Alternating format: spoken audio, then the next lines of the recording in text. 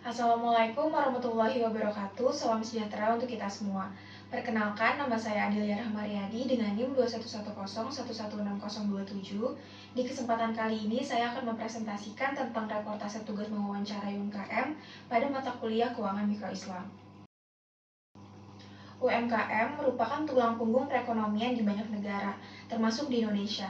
UMKM tidak hanya memberikan kontribusi signifikan terhadap pertumbuhan ekonomi, tetapi juga menciptakan lapangan kerja dan mengurangi disparitas ekonomi antara wilayah perkotaan dan juga pedesaan. Namun, UMKM seringkali menghadapi tantangan dalam mengakses pembiayaan yang memadai untuk mengembangkan usaha mereka dan sesuai dengan prinsip syariah. Inilah yang mendorong keberadaan Lembaga Keuangan Mikro Syariah atau LKMS sebagai alternatif yang berbasis pada prinsip-prinsip syariah dalam menyediakan layanan keuangan bagi UMKM. LKMS adalah lembaga keuangan yang menerapkan prinsip-prinsip syariah dalam operasional dan produk keuangannya. Dalam konteks UMKM, LKMS hadir untuk memberikan akses pembiayaan yang inklusif dan berkeadilan. Terdapat 6 poin yang akan dibahas pada presentasi kali ini, yaitu mengenai konsep UMKM dan LKMS, perkembangan UMKM di Indonesia, profil UMKM yang saya wawancarai, hasil analisis, LKMS yang saya rekomendasikan kepada UMKM tersebut, dan kesimpulan dari wawancara yang saya lakukan. Konsep UMKM dan LKMS. Konsep UMKM mengacu pada sektor ekonomi yang terdiri dari usaha dengan skala kecil atau menengah yang dimiliki dan dijalankan oleh individu atau kelompok kecil. Konsep ini diterapkan sebagai upaya untuk mendorong pertumbuhan ekonomi, menciptakan lapangan kerja, dan mengurangi disparitas ekonomi antara kelompok yang lebih kecil dan lebih besar. UMKM memberikan kontribusi yang signifikan terhadap perekonomian suatu negara. UMKM menyumbang sebagian besar lapangan kerja dan pendapatan nasional. Usaha kecil ini berperan penting dalam mengurangi pengangguran dan memperkuat daya beli masyarakat. Selain itu, UMKM juga memberikan ruang bagi inovasi dan kreativitas, memungkinkan wirausahawan untuk menciptakan produk dan layanan baru sesuai dengan kebutuhan pasar. Secara keseluruhan, konsep UMKM memiliki peran penting dalam memperkuat perekonomian, membangun komunitas yang berkelanjutan, dan mempromosikan inklusi sosial. Dengan memberikan dukungan yang tepat seperti pendanaan yang mudah diakses, pelatihan dan infrastruktur yang memadai, UMKM dapat tumbuh dan berkembang menjadi kekuatan ekonomi yang kuat, memberikan manfaat yang luas bagi masyarakat dan negara secara keseluruhan. Selanjutnya masuk ke konsep LKMS atau konsep Lembaga Keuangan Mikro Syariah. Konsep LKMS melibatkan penerapan prinsip-prinsip syariah dalam penyediaan layanan keuangan bagi sektor mikro dan usaha kecil. LKMS didasarkan pada prinsip-prinsip Islam yang melarang riba atau bunga dan melarang transaksi yang bersifat spekulatif dan merugikan pihak lain. Sebagai alternatif, LKMS menerapkan konsep pembiayaan berbasis bagi hasil atau profit sharing dan pembiayaan produktif yang berlandaskan pada prinsip keuntungan bersama.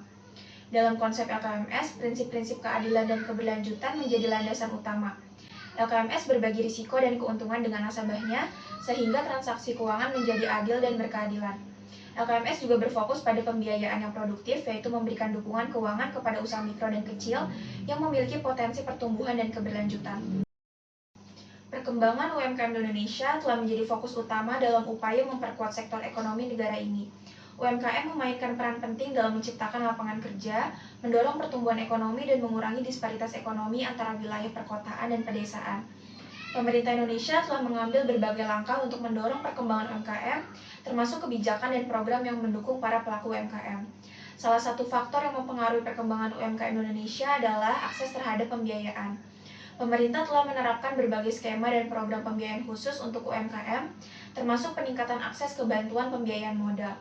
Langkah-langkah ini bertujuan untuk mengatasi tantangan yang dihadapi oleh UMKM dalam mendapatkan akses pembiayaan yang memadai untuk mengembangkan usaha mereka. Dalam beberapa tahun terakhir, perkembangan UMKM di Indonesia telah menunjukkan pertumbuhan yang positif. UMKM tidak hanya memberikan kontribusi yang signifikan terhadap perekonomian nasional, tetapi juga menjadi salah satu sektor yang dapat mengurangi pengangguran dan meningkatkan kesejahteraan. Dengan dukungan yang terus-menerus dari pemerintah dan berbagai pihak terkait, diharapkan UMKM akan terus berkembang dan memberikan dampak yang positif bagi pertumbuhan ekonomi di Indonesia.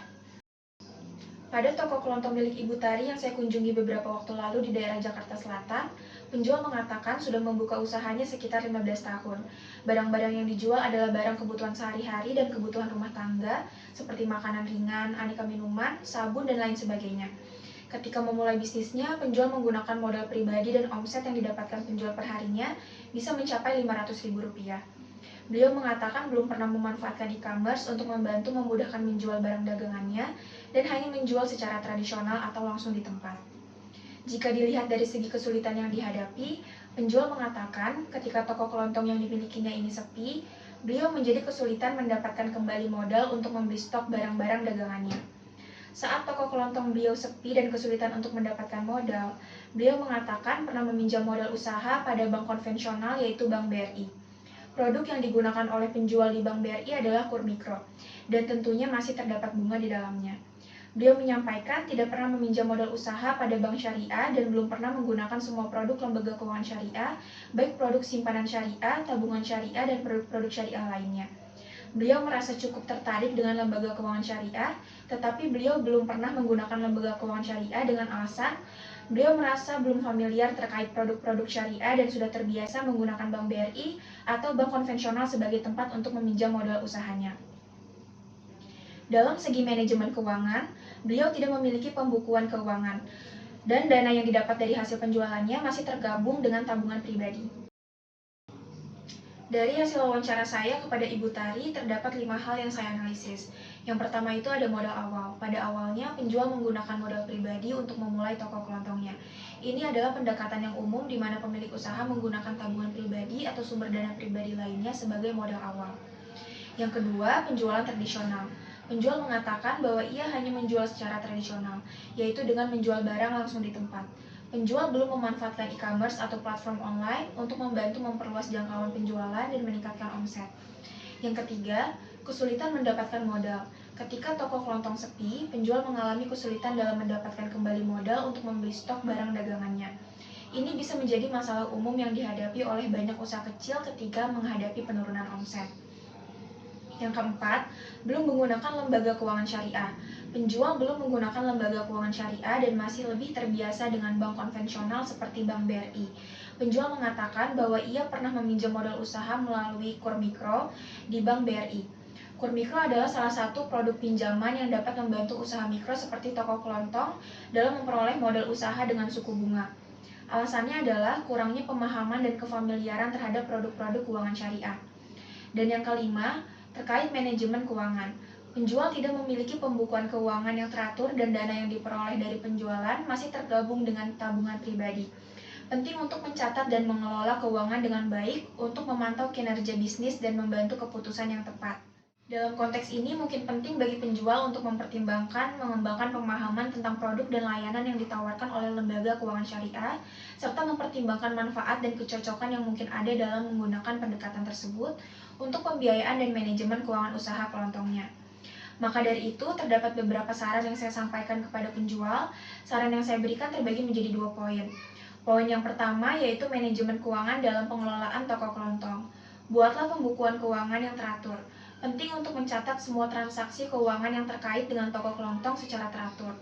Hal ini akan membantu penjual memonitor pendapatan, pengeluaran, dan keuntungan toko dengan lebih baik. Lalu pisahkan dana pribadi dan usaha. Sangat disarankan untuk memisahkan dana pribadi dan usaha. Buka rekening bank terpisah untuk toko kelontong dan gunakan rekening tersebut untuk menerima pendapatan dan membayar pengeluaran bisnis. Hal ini akan membantu memperjelas gambaran keuangan toko kelontong dan memudahkan analisis keuangan. Lalu lakukanlah analisis keuangan rutin. Lakukan analisis keuangan secara berkala seperti bulanan atau kuartalan untuk memahami kinerja keuangan toko kelontong. Analisis ini meliputi penilaian pendapatan, biaya, margin, keuntungan, dan arus kas. Dengan pemahaman yang baik tentang keuangan toko, penjualan dapat mengambil keputusan yang lebih baik untuk mengelola bisnis. Perhatikan persediaan dan rotasi stok. Monitor dengan cermat persediaan barang dagangan toko kelontong. Hindari pembelian stok yang berlebihan yang dapat meningkatkan modal. Pahami pola rotasi stok dan upayakan untuk menjual barang dagangan secepat mungkin agar modal berputar dengan baik. Manfaatkan strategis promosi dan penjualan untuk mempercepat rotasi stok. Lalu pertimbangkan digitalisasi dan e-commerce. Pertimbangkan untuk memperluas penjualan secara online. Digitalisasi toko kelontong dapat membantu meningkatkan jangkauan pelanggan dan memperluas pasar potensial. Penjual dapat memulai dengan memiliki platform online sederhana atau bergabung dengan platform e-commerce yang sudah ada. Lalu poin yang kedua, bisa dengan mulai untuk menggunakan produk lembaga keuangan mikro syariah. Apabila penjual sudah merasa ada ketertarikan untuk menggunakan produk lembaga keuangan mikro syariah tetapi belum familiar terkait produk-produk yang ditawarkannya, saya menyarankannya untuk memulainya dengan menggunakan produk lembaga keuangan mikro syariah dari BMT Ashidik Indonesia yang masih terletak di daerah Jakarta Selatan. BMT Ashidik Indonesia memiliki produk pembiayaan syariah modal usaha. Maka dari itu, saya menyarankan beliau untuk menggunakan produk ini. Dalam produk pembiayaan modal usaha BMT Ashidik, tentu saja sudah beroperasi berdasarkan prinsip-prinsip syariah yang melarang riba atau bunga, spekulasi, dan transaksi yang mengandung unsur-unsur haram. BMT Ashidik juga mengadakan program pelatihan dan edukasi untuk UMKM. BMT biasanya memberikan dukungan dan pembinaan kepada toko kelontong dalam pengelolaan usaha. Mereka dapat memberikan konsultasi, pelatihan, dan pendampingan untuk membantu toko kelontong dalam mengoptimalkan usahanya dan menghadapi tantangan yang mungkin timbul. Program ini bertujuan untuk meningkatkan pengetahuan dan keterampilan pengusaha dalam mengelola bisnis mereka. Pelatihan ini meliputi berbagai aspek, seperti manajemen keuangan, pemasaran produksi, dan pengembangan produk. Dengan demikian, penjual toko kelontong ini bisa mendapatkan banyak keuntungan dan yang terpenting sudah sesuai dengan prinsip-prinsip syariah yang telah diajarkan oleh Islam. Dalam programnya ini, BMT Ashidik menggunakan akad musyarakah. Akad musyarakah adalah salah satu akad yang umum digunakan dalam pembiayaan syariah untuk UMKM. Model akad musyarakah ini merupakan kerjasama antara BMT dan nasabah sebagai mitra dalam usaha.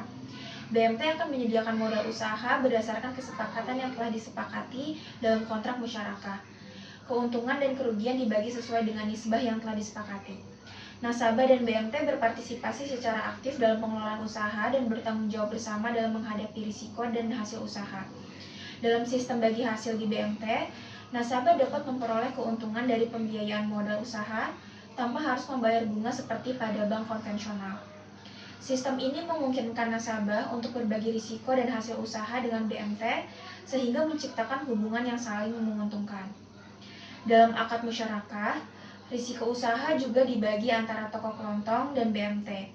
Jadi, jika terjadi kerugian, toko kelontong tidak harus menanggung seluruh kerugian sendirian, melainkan akan dibagi sesuai dengan nisbah yang telah disepakati.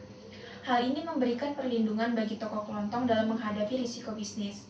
Dalam pendaftarannya, BMT Ashidik juga memberikan kemudahan akses karena BMT tersebut memiliki website dan juga aplikasi khusus yang memudahkan kita apabila ingin mengajukan pembiayaan modal usaha secara online. Meskipun memiliki omset harian yang mencapai Rp500.000, toko kelontong ini belum memanfaatkan potensi e-commerce dan masih menjual secara tradisional di tempat. Penjual juga menghadapi kesulitan saat toko sepi dan sulit mendapatkan modal untuk membeli stok barang dagangan. Meskipun telah meminjam modal usaha dari Bank BRI menggunakan kode mikro, penjual belum mempertimbangkan lembaga keuangan syariah dan belum memiliki pembukuan keuangan yang terpisah. Untuk mengatasi tantangan ini, penjual toko kelontong disarankan untuk mempertimbangkan penggunaan e-commerce sebagai sarana penjualan yang lebih luas dan juga efisien. Selain itu, penting untuk memisahkan keuangan pribadi dan bisnis serta melakukan pembukuan keuangan yang teratur. Penjual juga dapat menjelajahi produk dan layanan lembaga keuangan syariah seperti BMT Ashidik Indonesia yang dapat memberikan pembiayaan modal usaha sesuai dengan prinsip-prinsip syariah. Dengan akad musyarakah yang ditawarkan oleh BMT Ashidik, penjual tidak merasa berhutang karena pembiayaan ini merupakan penyertaan modal dengan cara pembelian aset modal usaha. Selain itu, penjual dapat memanfaatkan pelatihan dan pendampingan yang disediakan oleh lembaga keuangan dan lembaga bisnis terkait, serta memperluas jaringan bisnis melalui kerjasama dan bergabung dengan komunitas atau asosiasi terkait. Dengan mengimplementasikan saran-saran ini, penjual toko kelontong dapat meningkatkan manajemen keuangan, mengoptimalkan sistem penjualan, dan mengembangkan bisnis mereka dengan lebih baik. Sekian presentasi yang dapat saya sampaikan. Semoga video ini dapat bermanfaat. Lebih kurangnya mohon maaf. Saya akhiri. Wassalamualaikum warahmatullahi wabarakatuh.